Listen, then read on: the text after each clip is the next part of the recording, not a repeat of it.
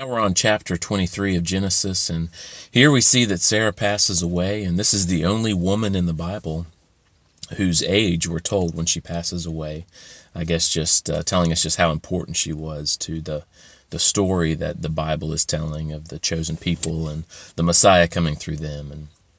And then, Abraham mourns for his wife, and, this just reminds us we're mortal, and those around us are mortal, and for everyone we care about is either going to pass away before us or we'll pass away before them. So it's just sobering. Let's just remember that and make sure that the primary source of life for us is God and not the things around us that are temporary.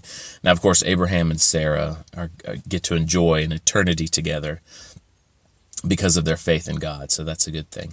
And then, so Abraham he negotiates and buys a field so that he can bury Sarah. And, the thing we should learn about this is that they were trying to offer it for free, probably because they wanted to have something to hold over his head. And this has just been in the back of my mind. And, we should just be willing to pay for stuff, right?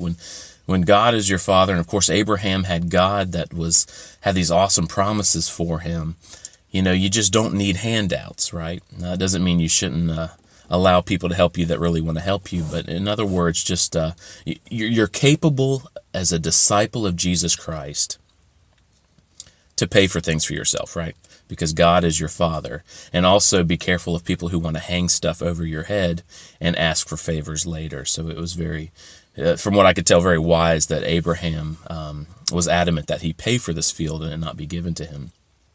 But also, this is the first piece of land that he got, the first bit of the promise that he would own the promised land. And, so what I learned from that is that maybe, sometimes the pain of losing his wife or the pain of whatever you might experience in life actually will propel you to experience a promise of God. And also, there's times that the promise of God is fulfilled in your life in the midst of pain. And that can be a good thing because we remain humble about it, right? So I just think of like Joseph and his, the promise that God had that he would rule over his family, and that happened, but it happened in a painful way that really produced humility in him. And then just what the disciples went through, and they finally got to, spiritually have power, which they were all hoping for physical power, but they got to get spiritual power, but it was also in the midst of pain because they had to lose Jesus, which they were not expecting.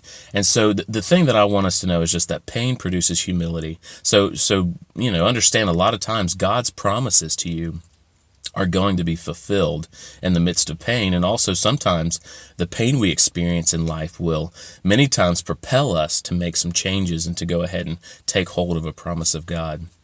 And we just see that here, that the death of Sarah caused Abraham to get a piece of that land.